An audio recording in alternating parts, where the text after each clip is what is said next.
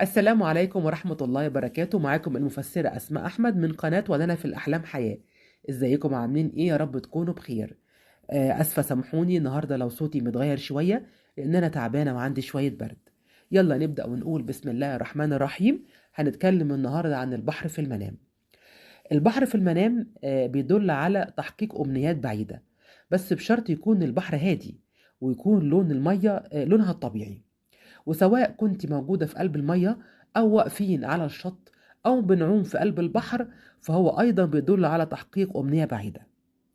طيب لو كان البحر لونه متغير وأمواجه عمالة تخبط والبحر هائج وشديد، يبقى معناها متاعب ومشاكل وهموم في حياة الحالم.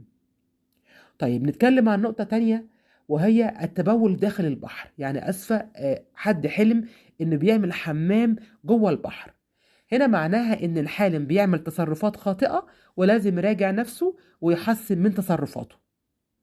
طيب نتكلم عن الاغتسال في البحر. في ناس كتيرة بتحلم إن هي بتغتسل جوه البحر، يعني بتستحمى جوه البحر. هنا معناها زوال هموم ليهم وتوبة من ذنوب. نيجي نتكلم عن أهم نقطة وكتير بيحلموا بيها، وهي الغرق في البحر. ناس كتيرة قوي بتحلم إن هي بتغرق في البحر.